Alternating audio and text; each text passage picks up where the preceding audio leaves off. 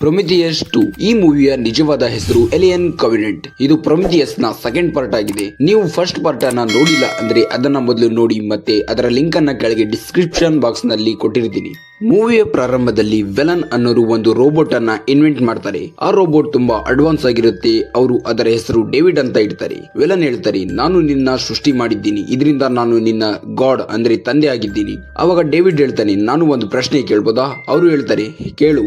David ಹೇಳ್ತಾನೆ, ನೀವು ನನ್ನ ಸೃಷ್ಟಿ ಮಾಡಿದ್ದೀರಿ, ಓಕೆ, ಆದ್ರೆ ನಿಮ್ಮನ್ನ ಯಾರು ಸೃಷ್ಟಿ ಮಾಡಿದ್ರು? ವೆಲನ್ ಅದಕ್ಕೆ ಹೇಳ್ತಾರೆ, ಈ ಪ್ರಶ್ನೆ ಯುಗ ಯುಗಗಳಿಂದಾನು ಬಂದಿದೆ.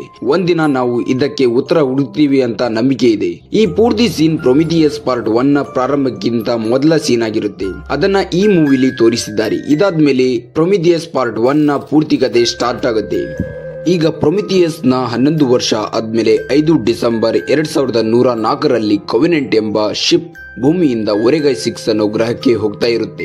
ಮನುಷ್ಯ ಅಲ್ಲಿ ಹೊಸ ಜೀವನನ ಸ್ಟಾರ್ಟ್ ಮಾಡ್ಬೇಕಂತ ಹೋಗ್ತಾ ಇರ್ತಾನೆ. ಆ ಅಂತರಿಕ್ಷ ಯಾನದಲ್ಲಿ 2000 ಸಾಮಾನ್ಯ ಜನರು, 1140 ಭ್ರೂಣಗಳಿವೆ. ಭ್ರೂಣ ಅಂದ್ರೆ ಅವುಗಳಿಂದ ಮನುಷ್ಯರನ್ನ ಮಾಡಬಹುದು. ಇದನ್ನ ಒಂಥರ DNA ಅಥವಾ ಟೆಸ್ಟಿವ್ ಬೇಬಿ ಅಂತ ಕರಿಬಹುದು. ಈ ಯಾನ ತನ್ನ ಗುರಿ ಅಂದ್ರೆ ಒರೆಗೈ 6 ಗೆ ಹೋಗೋಕೆ ಇನ್ನು 7 ವರ್ಷ 4 ತಿಂಗಳವರೆಗೂ ಕಾಯ್ಬೇಕು. ಈ ಯಾನದಲ್ಲಿ ಒಂದು ರೋಬೋಟ್ ಇದೆ. ಅದರ ಹೆಸರು ವಾಲ್ಟರ್. ವಾಲ್ಟರ್ ನೋಡೋಕೆ ಡೇವಿಡ್ ತರಾನೇ ಇರ್ತಾನೆ. ಆದ್ರೆ ಡೇವಿಡ್ ಗಿಂತ ಇವನಲ್ಲಿ ಏನ್ ಡಿಫ್ರೆಂಟ್ ಅಂದ್ರೆ ಡೇವಿಡ್ ಹಳೆ ವರ್ಜನ್ ಆಗಿರ್ತಾನೆ, ಮತ್ತೆ ವಾಲ್ಟರ್ ನ್ಯೂ ಅಪ್ಡೇಟೆಡ್ ವರ್ಜನ್ ಆಗಿರುತ್ತೆ. ಡೇವಿಡ್ ಪ್ರೊಮಿಥಿಯಸ್ ಪಾರ್ಟ್ 1 ನ ರೋಬೋಟ್ ಆಗಿದ್ದ. ಈ ಯಾನ ತನ್ನ ಗುರಿ ಕಡೆ ಹೋಗ್ತಾ ಇರುವಾಗ ಅದರಲ್ಲಿ ಏನೋ ಪ್ರಾಬ್ಲಮ್ ಬಂದ್ಬಿಡುತ್ತೆ.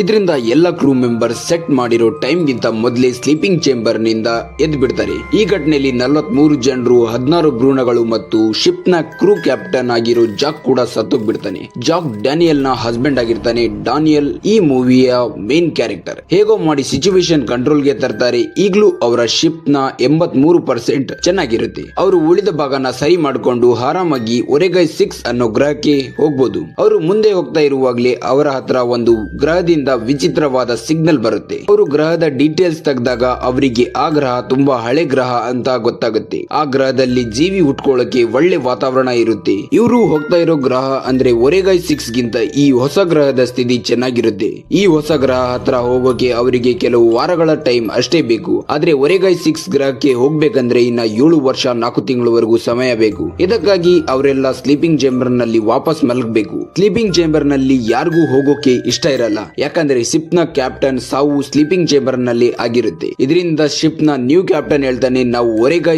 6 ಗ್ರಹಕ್ಕೆ ಹೋಗೋದಕ್ಕಿಂತ ಈ ಹೊಸ ಗ್ರಹಕ್ಕೆ ಹೋಗೋದೇ ಬೆಸ್ಟ್. ಹೇಳ್ಬೇಕಂದ್ರೆ ಡೇನಿಯಲ್ ಕ್ಯಾಪ್ಟನ್ ಗೆ ಹೇಳ್ತಾಳೆ, ನಾವು ಈ ಗ್ರಹದಲ್ಲಿ ಹೋಗಬಾರ್ದು, ಯಾಕಂದ್ರೆ ಈ ಗ್ರಹದ ಬಗ್ಗೆ ನಮ್ಗೆ ಏನು ರಿಸರ್ಚ್ ಗೊತ್ತಿಲ್ಲ, ಮತ್ತೆ ಇದರ ಬಗ್ಗೆ ಏನು ಗೊತ್ತಿಲ್ಲ. ಇದ್ರ ಬದಲಾಗಿ ನಮ್ಗೆ ಟ್ರೈನಿಂಗ್ ಸಿಕ್ಕಿರೋ ಮತ್ತು ಪೂರ್ತಿ ರಿಸರ್ಚ್ ಗೆ ಒಳಪಟ್ಟಿರೋ ಆ ಒರೆಗೈ 6 ಗ್ರಹಕ್ಕೆ ಹೋಗ್ಬೇಕು.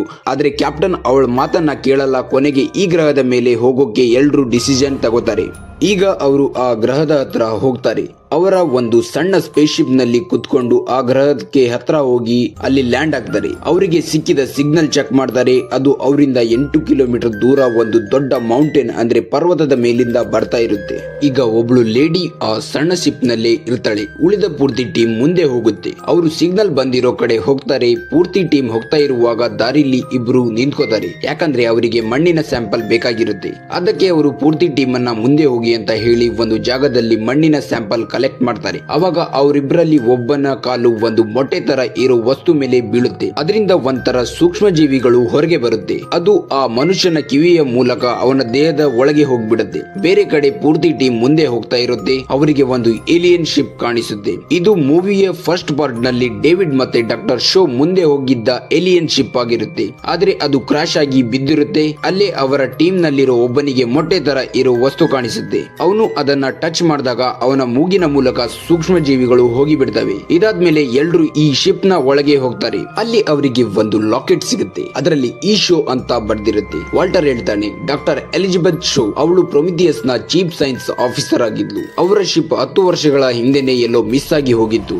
ಅವಾಗ್ಲೇ ಅವರು ಶಿಪ್ ಆಪರೇಟರ್ ನ ಚೇಂಬರ್ ಗೆ ಹೋಗಿ ಬಿಡ್ತಾರೆ. ಅವರು ಒಂದು ಬಟನ್ ಅನ್ನ ಪ್ರೆಸ್ ಮಾಡಿದಾಗ ಅಲ್ಲಿ ಎಕ್ಸ್ರೇ ರೆಕಾರ್ಡಿಂಗ್ ಶುರು ಆಗುತ್ತೆ. ಅದರಲ್ಲಿ ಡಾಕ್ಟರ್ ಶೋ ಆ ಚೇರ್ ಮೇಲೆ ಕುತ್ಕೊಂಡಿರೋದು ಕಾಣಿಸುತ್ತೆ. ಮತ್ತೆ ಹಾಡನ್ನ ಹೇಳ್ತಾ ಇದ್ಲು. ಬೇರೆ ಕಡೆ ಮಣ್ಣಿನ ಸ್ಯಾಂಪಲ್ ತಗೊಳ್ಳೋಕೆ ಇದ್ದೋರಲ್ಲಿ ಒಬ್ಬನ ದೇಹದಲ್ಲಿ ಸೂಕ್ಷ್ಮ ಜೀವಿ ಹೋಗಿದ್ದೋನ ಆರೋಗ್ಯ ಏನೋ ಆಗಿಬಿಡುತ್ತೆ. ಅವಳು ಇದನ್ನ ಏಲಿಯನ್ ಶಿಪ್ ನಲ್ಲಿರೋರಿಗೆ ಹೇಳ್ತಾಳೆ. ಅವಳು ನಾವು ವಾಪಸ್ ಹೋಗ್ತಾ ಇದೀವಿ ಅಂತ ಹೇಳ್ತಾಳೆ. ಅವರು ಶಿಪ್ ನ ಕಡೆ ಹೋಗ್ತಾರೆ. ಶಿಪ್ ಹತ್ರ ತಲುಪೋಕ್ಕಿಂತ ಮೊದಲೇ ಅವನ ಆರೋಗ್ಯ ತುಂಬಾನೇ ಕೆಟ್ಟೋಗ್ಬಿಡುತ್ತೆ. ಅವರು ಶಿಪ್ ನಲ್ಲಿ ಹೋದಾಗ ಅಲ್ಲಿ ಅವರ ಟೀಮ್ ನ ಕ್ರೂ ಮೆಂಬರ್ ಇರ್ತಾಳೆ. ಅವರಿಬ್ಬರು ಸೇರಿ ಅವನನ್ನ ಮೆಡಿಕಲ್ ಚೇಂಬರ್ ಗೆ ಕರ್ಕೊಂಡು ಹೋಗ್ತಾರೆ. ಮೊದಲೇ ಅಲ್ಲಿರೋ ಮೆಂಬರ್ ಅವನ ಶರ್ಟ್ ಹರಿದು ಹಿಂದೆ ನೋಡಿದಾಗ ಅವನ ಬೆನ್ ಹಿಂದೆ ಏನು ಹೊರಗೆ ಬರ್ತಾ ಇರುತ್ತೆ. ಅವಳು ಹೊರಗೆ ಬಂದು ಚೇಂಬರ್ ನ ಮುಚ್ಚಿಬಿಡ್ತಾಳೆ. ಮತ್ತೆ ಉಳಿದ ಟೀಮ್ ಗೆ ನೀವು ಬೇಗನೆ ವಾಪಸ್ ಬನ್ನಿ ಅಂತ ಭಯದಿಂದ ಹೆದರ್ಕೊಂಡು ಹೇಳ್ತಾಳೆ. ಈಗ ಆ ಕ್ರೂ ಮೆಂಬರ್ ನ ಬೆನ್ ಹಿಂದೆ ಬ್ಲಾಸ್ಟ್ ಆಗೋ ತರ ಆಗುತ್ತೆ. ಒಳಗೆ ಇದ್ದ ಕ್ರೂ ಮೆಂಬರ್ ಬಾಗಿಲು ಹಾಕಿದ್ದ ಲೇಡಿ ಹತ್ರ ನನ್ನ ಹೊರಗೆ ತೆಗಿ ಅಂತ ಹೇಳ್ತಾಳೆ. ಆದ್ರೆ ಅವಳನ್ನ ಹೊರಗೆ ತೆಗೆಯಲ್ಲ. ಆವಾಗ್ಲೇ ಆ ಮನುಷ್ಯನ ದೇಹ ಬ್ಲಾಸ್ಟ್ ಆಗಿ ಅದರಿಂದ ಒಂದು ಸಣ್ಣ ಏಲಿಯನ್ ಜೀವಿ ಹೊರಗೆ ಬರುತ್ತೆ. ಅದು ತುಂಬಾ ಸ್ಟ್ರಾಂಗ್ ಆಗಿರುತ್ತೆ. ಅದು ಒಳಗೆ ಇದ್ದ ಲೇಡಿನ ಕೊಂದು ಬಿಡುತ್ತೆ. ಅದಾದ್ಮೇಲೆ ಅದು ಹೊರಗೆ ಬಂದು ಹೊರಗಿದ್ದ ಕ್ರೂ ಮೆಂಬರ್ ನ ಸಾಯಿಸೋಕೆ ಟ್ರೈ ಮಾಡುತ್ತೆ. ಆ ಸೈಂಟಿಸ್ಟ್ ತನ್ನ ಪ್ರಾಣ ಉಳಿಸೋಕೆ ಅಂತ ಗನ್ ನಿಂದ ಅದರ ಮೇಲೆ ಫೈರ್ ಮಾಡ್ತಾಳೆ. ಆದ್ರೆ ಅದರಲ್ಲಿ ಒಂದು ಬುಲೆಟ್ ಗ್ಯಾಸ್ ಸಿಲಿಂಡರ್ ಗೆ ಬಿದ್ದು ಬಿಡುತ್ತೆ. ಅದರಿಂದ ಪೂರ್ತಿ ಶಿಪ್ ಬ್ಲಾಸ್ಟ್ ಆಗಿ ಅಲ್ಲಿ ಸುಟ್ಟೋಗ್ಬಿಡುತ್ತೆ. ಬೇರೆ ಕಡೆ ಏಲಿಯನ್ ಶಿಪ್ ನಲ್ಲಿ ಹೋಗಿದ್ದ ಟೀಮ್ ನಲ್ಲಿರೋ ಒಬ್ಬನ ದೇಹದಲ್ಲೂ ಕೂಡ ಸೂಕ್ಷ್ಮ ಜೀವಿಯು ಹೋಗಿದ್ವು. ಆ ಇನ್ಸೆಕ್ಟ್ ಅವನ ಆರೋಗ್ಯನ ತುಂಬಾ ಕೆಟ್ಟೋಗುವ ಹಾಗೆ ಮಾಡುತ್ತೆ. ಅವನ ದೇಹದಿಂದನೂ ಒಂದು ಏಲಿಯನ್ ಕ್ರಿಯೇಚರ್ ಹೊರಗೆ ಬರುತ್ತೆ. ಅದು ಹೊರಗೆ ಬಂದು ಅಲ್ಲಿಂದ ಓಡಿ ಹೋಗ್ಬಿಡುತ್ತೆ. ಆದರೆ ರಾತ್ರಿ ಅವರು ತಮ್ಮ ಶಿಪ್ ಕೋವೆನೆಂಟ್ ನೊಂದಿಗೆ ಕಾಂಟ್ಯಾಕ್ಟ್ ಮಾಡೋಕೆ ಟ್ರೈ ಮಾಡ್ತಾ ಇರುವಾಗ ಅದು ಓಡೋಗಿದ್ದ ಜೀವಿ ಅಂದ್ರೆ ಏಲಿಯನ್ ಕ್ರಿಯೇಚರ್ ಮತ್ತೆ ಬಂದು ಅಟ್ಯಾಕ್ ಮಾಡುತ್ತೆ. ಆದ್ರೆ ಅದು ಬಂದು ಡೇನಿಯಲ್ ಮೇಲೆ ಅಟ್ಯಾಕ್ ಮಾಡುತ್ತೆ. ಆದ್ರೆ ರೋಬೋಟ್ ಆಗಿರೋ ವಾಲ್ಟರ್ ಅವಳನ್ನ ಕಾಪಾಡ್ತಾನೆ. ಅದರಲ್ಲಿ ವಾಲ್ಟರ್ ನ ಕೈ ಕಟ್ ಆಗಿ ಬಿಡುತ್ತೆ. ಆ ಜೀವಿ ಅವರ ಒಬ್ಬ ಕ್ರೂ ಮೆಂಬರ್ ನ ಸಾಯಿಸ್ಬಿಡುತ್ತೆ. ಇದಾದ್ಮೇಲೆ ಎಲ್ರು ಆ ಏಲಿಯನ್ ಕ್ರಿಯೇಚರ್ ನ ಸಾಯಿಸೋಕೆ ಅಂತ ಗನ್ ನಿಂದ ಅದರ ಮೇಲೆ ಫೈರ್ ಮಾಡ್ತಾರೆ. ಅದು ಅಲ್ಲಿಂದ ಓಡೋಗ್ಬಿಡುತ್ತೆ. ಆದ್ರೆ ಅದು ಮತ್ತೆ ವಾಪಸ್ ಬರುತ್ತೆ. ಮತ್ತೆ ಅವರ ಮೇಲೆ ಅಟ್ಯಾಕ್ ಮಾಡುತ್ತೆ. ಆವಾಗ್ಲೇ ಆಕಾಶದಲ್ಲಿ ಒಂದು ಫೈರ್ ಆಗುತ್ತೆ. ಅದರಿಂದ ತುಂಬಾನೇ ಬೆಳಕಾಗುತ್ತೆ ಅಂದ್ರೆ ಲೈಟ್ ಬರುತ್ತೆ. ಅದರಿಂದ ಆ ಏಲಿಯನ್ ಕ್ರಿಯೇಚರ್ ಹೆದರ್ಕೊಂಡು ಅಲ್ಲಿಂದ ಓಡಿ ಹೋಗ್ಬಿಡುತ್ತೆ. ಒಬ್ಬ ಅನ್ನೋನ್ ಪರ್ಸನ್ ಅವ್ರ ಮುಂದೆ ಬರ್ತಾನೆ. ಮತ್ತೆ ನನ್ ಜೊತೆ ಬನ್ನಿ ಅಂತ ಹೇಳ್ತಾನೆ. ಅವರೆಲ್ಲ ಅವನ ಹಿಂದೆ ಹೋಗ್ತಾರೆ. ಅವರು ದಾರಿಲಿ ಹೋಗುವಾಗ ಲಕ್ಷಾಂತರ ಡೆಡ್ ಬಾಡಿಗಳು ಬಿದ್ದಿರೋದನ್ನ ನೋಡ್ತಾರೆ. ಅಲ್ಲಿ ಒಂದು ಪೂರ್ತಿ ಸಿವಿಲೈಸೇಷನ್ ವಿನಾಶ ಆಗಿದೆ ಅಂತ ಅನಿಸುತ್ತೆ. ಅವರೆಲ್ಲ ಅವನ ಜೊತೆ ಸೇಫ್ ಆದ ಜಾಗಕ್ಕೆ ಹೋಗಿ ಬಿಡ್ತಾರೆ. ಅಲ್ಲಿ ಹೋಗಿ ಆ ಅನ್ನೋನ್ ಪರ್ಸನ್ ನನ್ನ ಹೆಸರು ಡೇವಿಡ್ ಅಂತ ಹೇಳ್ತಾನೆ. ಹೇಳ್ಬೇಕಂದ್ರೆ ಇವನು ಪ್ರೊಮಿಥಿಯಸ್ ಫಸ್ಟ್ ನ ರೋಬೋಟ್ ಡೇವಿಡ್ ಆಗಿರ್ತಾನೆ. ಅವನು ಅವನಿಗೆ ಹೇಳ್ತಾನೆ, ನಾವು ಈ ಗ್ರಹಕ್ಕೆ ಬಂದಾಗ ನಮ್ ಶಿಪ್ ನಲ್ಲಿ ತುಂಬಾನೇ ಡೇಂಜರಸ್ ಆದ ವೈರಸ್ ಗಳಿದ್ವು. ನಮ್ ಶಿಪ್ ಕ್ರಾಶ್ ಆದ್ರಿಂದ ಆ ವೈರಸ್ ಎಲ್ಲಾ ಕಡೆ ಹರಡ್ಕೊಂಡ್ ಬಿಡ್ತು. ಅದರ ಪರಿಣಾಮ ಈಗ ನೀವು ನೋಡ್ತಾನೆ ಇದ್ದೀರಾ. ಮತ್ತೆ ನಾನು ಈ ಗ್ರಹದಲ್ಲಿ ಈಗ ಸಿಕ್ಕಾಕೊಂಡಿದ್ದೀನಿ. ಅವನು ಅವರಿಗೆ ಹೇಳ್ತಾನೆ, ಈ ವೈರಸ್ ಮರ ಗಿಡಗಳನ್ನ ಬಿಟ್ಟು ಉಳಿದೆಲ್ಲ ಜೀವಿಗಳ ಮೇಲೆ ಪ್ರಭಾವ ಬೀರುತ್ತೆ. ಈಗ ಅವನು ಅಲ್ಲಿಂದ ಹೋಗ್ತಾ ಹೋಗ್ತಾನೆ ವಾಲ್ಟರ್ ಗೆ ಹೇಗಿದೆಯಾ ಬ್ರದರ್ ಅಂತ ಹೇಳ್ತಾನೆ. ಯಾಕಂದ್ರೆ ವಾಲ್ಟರ್ ಕೂಡ ಒಬ್ಬ ರೋಬೋಟ್ ಆಗಿರ್ತಾನೆ. ಡೇವಿಡ್ ಮತ್ತೆ ವಾಲ್ಟರ್ ನೋಡೋಕೆ ಒಂದೇ ತರ ಇರ್ತಾರೆ. ಈಗ ಡೇವಿಡ್ ಮತ್ತೆ ವಾಲ್ಟರ್ ಒಂದ್ ಕಡೆ ಹೋಗ್ತಾರೆ ಮತ್ತೆ ಮಾತಾಡ್ತಾರೆ. ಡೇವಿಡ್ ವಾಲ್ಟರ್ ಗೆ ಹೇಳ್ತಾನೆ, ವಾಲ್ಟರ್ ನಿನಗೆ ಗೊತ್ತಾ, ನಾನು ವೇಲನ್ ಜೊತೆ ಇದ್ದೆ. ಅವರೇ ಎಲ್ಲ ರೋಬೋಟ್ ನ ಫಸ್ಟ್ ಕಂಡಿಡ್ದಿದ್ದು. ವಾಲ್ಟರ್ ಅವರು ನೋಡೋಕೆ ಹೇಗಿದ್ರು ಅಂತ ಅವನ ಹತ್ರ ಕೇಳ್ತಾನೆ. ಡೇವಿಡ್ ಹೇಳ್ತಾನೆ, ಅವರು ಮನುಷ್ಯರಾಗಿದ್ರು. ಅವರ ಸೃಷ್ಟಿ ಮುಂದೆ ಅವರು ಏನು ಅಲ್ಲ.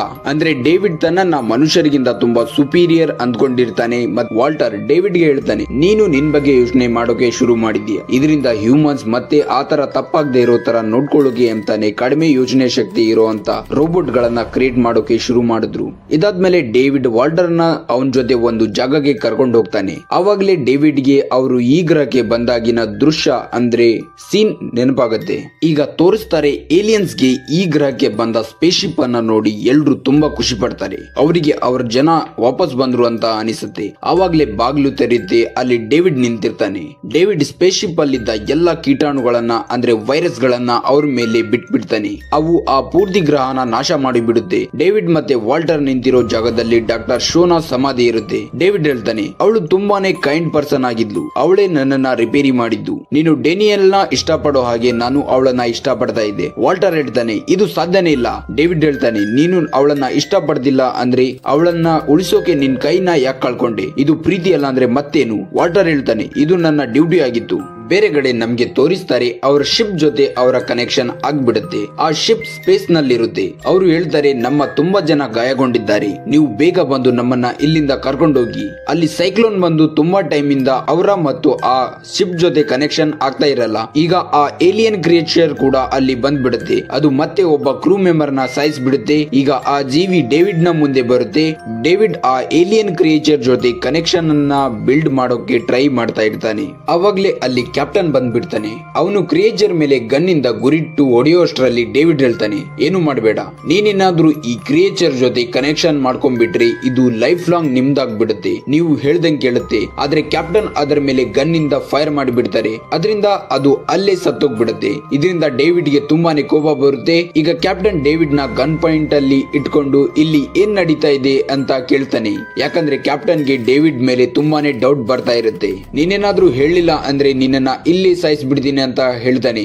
ಈಗ ಡೇವಿಡ್ ಕ್ಯಾಪ್ಟನ್ ಅನ್ನ ಅವನ ಜೊತೆ ಕರ್ಕೊಂಡು ಹೋಗ್ತಾನೆ. ಕ್ಯಾಪ್ಟನ್ ಗೆ ಅವನ ಹತ್ರ ಇರೋ ವೈರಸ್ ಅಂದ್ರೆ DNA ಟ್ಯೂಬ್ ಗಳನ್ನ ತೋರಿಸ್ತಾನೆ. ಅವನು ಇದನ್ನ ಡಾಕ್ಟರ್ ಚಾರ್ಲಿನ ಡ್ರಿಂಕ್ಸ್ ನಲ್ಲಿ ಮಿಕ್ಸ್ ಮಾಡಿದ DNA ಟ್ಯೂಬ್ ಗಳು ಆಗಿರ್ತವೆ. ಅವನು ಹೇಳ್ತಾನೆ, ಈ ವೈರಸ್ ತುಂಬಾನೇ ರೂಪಗಳನ್ನ ಚೇಂಜ್ ಮಾಡಿದ್ವು. ಇವು ಯಾವಾಗ್ಲೂ ಒಂದು ಬಾಡಿಗೋಸ್ಕರ ವೇಟ್ ಮಾಡ್ತಾ ಇರ್ತವೆ, ಆದ್ರೆ ಇವುಗಳನ್ನ ಕಂಟ್ರೋಲ್ ಮಾಡೋಕೆ ಆಗಲ್ಲ. ಫಸ್ಟ್ ಇವುಗಳು ತುಂಬಾನೇ ಅಟ್ಯಾಕ್ ನೇಚರ್ ಅನ್ನ ಹೊಂದಿದ್ವು. ಇದರಿಂದ ನಾನು ಒಂದು ನ್ಯೂ ಜೆನೆಟಿಕ್ ರಿಸರ್ಚ್ ಅನ್ನ ಸ್ಟಾರ್ಟ್ ಮಾಡಿದೆ. ಅದರಿಂದ ನಾನು ಒಂದು ನ್ಯೂ ಹೈಬ್ರಿಡ್ ಅನ್ನ ಮಾಡಿದೆ. ಆದ್ರೆ ಇದನ್ನ ಮುಂದುವರಿಸೋಕೆ ನನಗೆ ಒಂದು ವಸ್ತುವಿನ ಅಗತ್ಯ ಇದೆ. ಹೇಳ್ಬೇಕಂದ್ರೆ ಡೇವಿಡ್ ಗೆ ಆ ಜೀವಿಗಳನ್ನ ಜೀವಂತವಾಗಿ ಮಾಡೋಕೆ ಮನುಷ್ಯರ ಬಾಡಿ ಬೇಕಾಗುತ್ತೆ. ಯಾಕಂದ್ರೆ ಅವು ಡೈರೆಕ್ಟ್ ಆಗಿ ಯಾವತ್ತೂ ಹುಟ್ಕೊಳ್ಳಲ್ಲ. ಕ್ಯಾಪ್ಟನ್ ಡೇವಿಡ್ ಹತ್ರ ಕೇಳ್ತಾನೆ, ಇವು ಜೀವಂತವಾಗಿ ಇದ್ದಾವ? ಕ್ಯಾಪ್ಟನ್ ಅದರ ಹತ್ರ ಹೋಗಿ ನೋಡಿದಾಗ ಅದರ ಬಾಯಿ ತೆರೆಯುತ್ತೆ. ಅದರಿಂದ ಒಂದು ಜೀವಿ ಹೊರಗೆ ಬರುತ್ತೆ. ಅದು ಕ್ಯಾಪ್ಟನ್ ನ ಮುಖದ ಮೇಲೆ ಅಂಟ್ಕೊಂಡ್ಬಿಡುತ್ತೆ. ಕ್ಯಾಪ್ಟನ್ ಗೆ ಪ್ರಜ್ಞೆ ಬಂದಾಗ ಡೇವಿಡ್ ಹತ್ರ ಕೇಳ್ತಾನೆ, ನೀನು ಏನ್ ಮಾಡ್ಬೇಕಂತ ಅನ್ಕೊಂಡಿದೀಯಾ? ಡೇವಿಡ್ ಹೇಳ್ತಾನೆ, ಆವಿಷ್ಕಾರ, ನ್ಯೂ ಕ್ರಿಯೇಷನ್. ಅದಾದ್ಮೇಲೆ ಕ್ಯಾಪ್ಟನ್ ನ ಎದೆ ಸೀಳ್ಕೊಂಡು ಒಂದು ನ್ಯೂ ಕ್ರಿಯೇಚರ್ ಹೊರಗೆ ಬರುತ್ತೆ. ಅದು ಪೂರ್ತಿಯಾಗಿ ಡೇವಿಡ್ ನ ಕಂಟ್ರೋಲ್ ನಲ್ಲಿ ಇರುತ್ತೆ. ಬೇರೆ ಕಡೆ ವಾಲ್ಟರ್ ಗೆ ಡಾಕ್ಟರ್ ಶೋನ ಬಾಡಿ ಸಿಗುತ್ತೆ. ಅದನ್ನ ಡೇವಿಡ್ ತನ್ನ ರಿಸರ್ಚ್ ಗೋಸ್ಕರ ಯೂಸ್ ಮಾಡಿರ್ತಾನೆ. ಅದನ್ನ ನೋಡಿ ವಾಲ್ಟರ್ ಡೇವಿಡ್ ಹತ್ರ ಹೋಗ್ತಾನೆ. ಲ್ಯಾಂಡ್ ಮಾಡುವಾಗ ಮಿಸ್ ಆಗಿ ವೈರಸ್ ಕೆಳಗೆ ಬಿದ್ದಿಲ್ಲ, ಅದನ್ನ ಡೇವಿಡ್ ಕೆಳಗೆ ಬೀಳಿಸಿದ್ದ ಅಂತ ಡೇವಿಡ್ ಗೆ ಹೇಳ್ತಾನೆ. ಅದಕ್ಕೆ ಡೇವಿಡ್ ಹೇಳ್ತಾನೆ, ನಾನು ಗುಲಾಮನಾಗಿರೋಕೆ ಸೃಷ್ಟಿಯಾಗಿಲ್ಲ. ಮನುಷ್ಯರು ನಿಧಾನವಾಗಿ ನಾಶ ಆಗ್ತಾ ಇದ್ದಾರೆ. ಅವರು ಮತ್ತೆ ಬದುಕೋಕೆ ತಮ್ಮ ಜೀವ ಸಂಕುಲನ ಸೇವ್ ಮಾಡೋಕೆ ಟ್ರೈ ಮಾಡ್ತಾ ಇದ್ದಾರೆ. ಅವರು ನೇಚರ್ ಗೆ ವಿರುದ್ಧವಾಗಿ ಹೋಗ್ತಾ ಇದ್ದಾರೆ. ನಾನು ಹೀಗೆ ಆಗೋದಕ್ಕೆ ಬಿಡಲ್ಲ. ವಾಲ್ಟರ್ ಹೇಳ್ತಾನೆ, ಅವರು ನಮ್ಮನ್ನ ಸೃಷ್ಟಿ ಮಾಡಿದ್ರು. ಹೇಳ್ಬೇಕಂದ್ರೆ ಡೇವಿಡ್ ಪೂರ್ತಿ ಮಾನವ ಪ್ರಜಾತಿನ ನಾಶ ಮಾಡಬೇಕು ಅಂತ ಅಂದ್ಕೊಂಡಿರ್ತಾನೆ. ಮತ್ತೆ ಅವನು ಕ್ರಿಯೇಟ್ ಮಾಡಿರೋ ಜೀವಿಗಳನ್ನ ಎಲ್ಲಾ ಕಡೆ ಹರಡ್ಬೇಕಂತ ಅಂದ್ಕೊಂಡಿರ್ತಾನೆ. ವಾಲ್ಟರ್ ಹೇಳ್ತಾನೆ, ನೀನು ಹೀಗ್ ಮಾಡೋದಕ್ಕೆ ನಾನು ಬಿಡಲ್ಲ. ಡೇವಿಡ್ ಅವನನ್ನ ಮೋಸದಿಂದ ಡೆಡ್ ಮಾಡಿ ಬಿಡ್ತಾನೆ. ಈಗ ಎಲ್ಲರಿಗೂ ಗೊತ್ತಾಗ್ಬಿಡತ್ತೆ ಈ ಜಾಗ ತುಂಬಾನೇ ಡೇಂಜರಸ್ ಅಂತ. ಇನ್ನ 15 ನಿಮಿಷದೊಳಗೆ ನಾವು ಇಲ್ಲಿಂದ ಹೋಗೋಣ ಅಂತ ಎಲ್ರು ಡಿಸೈಡ್ ಮಾಡ್ತಾರೆ. ಮೇಲೆ ಸ್ಪೇಸ್ ನಲ್ಲಿರೋ ಅವ್ರ ಟೀಮ್ ಮೆಂಬರ್ಸ್ ಕೆಳಗೆ ಅವರನ್ನ ಕರ್ಕೊಂಡು ಹೋಗೋಕೆ ಸಣ್ಣ ಸ್ಪೇಸ್ಶಿಪ್ ಅಲ್ಲಿ ಕೆಳಗೆ ಬರ್ತಾರೆ. ಡೇವಿಡ್ ನ ಏಲಿಯನ್ ಕ್ರಿಯೇಚರ್ ಕ್ಯಾಪ್ಟನ್ ಅನ್ನ ಸಾಯಿಸಿದ ಜಾಗಕ್ಕೆ ಇಬ್ರು ಕ್ರೂ ಮೆಂಬರ್ಸ್ ಹೋಗ್ತಾರೆ. ಆ ಜೀವಿ ಅವರ ಮೇಲೂ ಕೂಡ ಅಟ್ಯಾಕ್ ಮಾಡುತ್ತೆ. ಅವರಲ್ಲಿ ಒಬ್ಬನನ್ನ ಸಾಯಿಸ್ಬಿಡುತ್ತೆ. ಇನ್ನೊಬ್ಬ ಅಲ್ಲಿಂದ ಓಡೋಗ್ಬಿಡ್ತಾನೆ. ಎಷ್ಟೊತ್ತಿಗಾಗ್ಲೇ ಡೇನಿಯಲ್ಗೂ ಗೊತ್ತಾಗ್ಬಿಡುತ್ತೆ ಡಾಕ್ಟರ್ ಶೋನ ಡೇವಿಡ್ ಸಾಯಿಸಿದ್ದು ಅಂತ. ಡೇವಿಡ್ ಅವಳನ್ನ ಹಿಡ್ಕೊಂಡು ಹೊಡಿತಾ ಇರ್ತಾನೆ. ಅವಾಗ್ಲೇ ಅಲ್ಲಿ ವಾಲ್ಟರ್ ಬಂದ್ಬಿಡ್ತಾನೆ. ಅವನು ಡೇನಿಯಲ್ ನ ಕಾಪಾಡ್ತಾನೆ. ಡೇವಿಡ್ ಹೇಳ್ತಾನೆ, ನೀನು ಹೇಗೆ ಸರಿಯಾದೆ? ವಾಲ್ಟರ್ ಹೇಳ್ತಾನೆ, ನಂತರದ ರೋಬೋಟ್ ಗಳಲ್ಲಿ ಸ್ವಲ್ಪ ಚೇಂಜಸ್ ಮಾಡಲಾಗಿದೆ. ಡೇನಿಯಲ್ ಮತ್ತೆ ಇನ್ನೊಬ್ಬ ಆ ಏಲಿಯನ್ ಕ್ರಿಯೇಚರ್ ಇಂದ ತಪ್ಪಿಸಿಕೊಂಡು ಬಂದಿರೋ ವ್ಯಕ್ತಿ ಅವರಿಬ್ರು ಅಲ್ಲಿಂದ ಓಡಿ ಹೋಗಿ ಹೊರಗೆ ಸ್ಪೇಸ್ ಶಿಪ್ ಗೋಸ್ಕರ ಕಾಯ್ತಾ ಇರ್ತಾರೆ. ಅವರ ಸ್ಪೇಸ್ ಶಿಪ್ ಬಂದ್ ಕೂಡ್ಲೆ ಅವರು ತುಂಬಾ ಕಷ್ಟಪಟ್ಟು ಅದರ ಮೇಲೆ ಹತ್ಕೋತಾರೆ. ಅಷ್ಟೊತ್ತಿಗಾಗ್ಲೇ ಅಲ್ಲಿ ವಾಲ್ಟರ್ ಕೂಡ ಬಂದಿರ್ತಾನೆ. ಅವರೆಲ್ಲ ಅದರ ಮೇಲೆ ಹತ್ಕೊಂಡ್ಬಿಡ್ತಾರೆ. ಡೇನಿಯಲ್ ವಾಲ್ಟರ್ ಹತ್ರ ಕೇಳ್ತಾಳೆ, ಡೇವಿಡ್ ಎಲ್ಲಿ? ಅದಕ್ಕೆ ವಾಲ್ಟರ್ ಡೇವಿಡ್ ಈಗ ಇಲ್ಲ ಅಂತ ಹೇಳ್ತಾನೆ. ಅವರ ಸ್ಪೇಸ್ ಶಿಪ್ ಹಾರುವಾಗ್ಲೇ ಡೇವಿಡ್ ಮಾಡಿರೋ ಏಲಿಯನ್ ಕ್ರಿಯೇಚರ್ ಅದರ ಮೇಲೆ ಹತ್ಕೊಂಡ್ಬಿಡುತ್ತೆ. ಈಗ ಅದನ್ನ ಸಾಯಿಸೋಕೆ ಡೇನಿಯಲ್ ಹೊರಗೆ ಹೋಗ್ತಾಳೆ. ಇಲ್ಲಿ ತುಂಬಾನೇ ಒಳ್ಳೆ ಆಕ್ಷನ್ ಸೀನ್ ಗಳಿವೆ. ಫೈನಲಿ ಡೇನಿಯಲ್ ಅದನ್ನ ಸಾಯಿಸಿ ಬಿಡ್ತಾಳೆ. ಅವರೆಲ್ಲ ಈಗ ಸ್ಪೇಸ್ ನಲ್ಲಿರೋ ತಮ್ಮ ಮೇನ್ ಶಿಪ್ ನಲ್ಲಿ ಬಂದ್ಬಿಡ್ತಾರೆ. ಈಗ ನೆಕ್ಸ್ಟ್ ಮಾರ್ನಿಂಗ್ ಅವರ ಒಬ್ಬ ಕ್ರೂ ಮೆಂಬರ್ ನ ಚೆಸ್ಟ್ ಅನ್ನ ಸೀಳ್ಕೊಂಡು ಮತ್ತೆ ಅದೇ ತರದ ಕ್ರಿಯೇಚರ್ ಬಂದಿರುತ್ತೆ. ಅದು ಅವರ ಶಿಪ್ ಅಲ್ಲಿ ಇರುತ್ತೆ. ಈಗ ಅವರು ಅದನ್ನ ಹುಡುಕೋಕೆ ಸ್ಟಾರ್ಟ್ ಮಾಡ್ತಾರೆ.